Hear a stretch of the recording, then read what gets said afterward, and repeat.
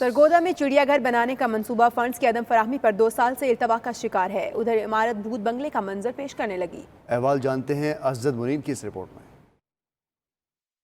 حکومت پنجاب نے عوام کی تفریح کے لیے 2 سال قبل سرگودا میں 35 کروڑ روپے کی لاگت سے چڑیا گھر بنانے کا منصوبہ بنایا۔ لاہور روڈ پر 25 ایکڑ اراضی کا بھی انتخاب ہوا۔ ابتدائی طور پر 8 کروڑ کے فنڈ سے چڑیا گھر کی 4 دیواری اور دفاتر کی تعمیر ہی شروع ہو سکی۔ مزید رقم نہ ملنے پر ٹھیکیدار نے کام بند کر دیا، جس پر شہری مایوس ہیں۔ یہ بچوں کے لیے چڑیا گھر کی تعمیر کروڑوں روپے کی لاگت سے شروع کی گئی تھی، جو آپ کے سامنے ہے کہ بالکل ادھوری اور نامکمل پڑی ہے۔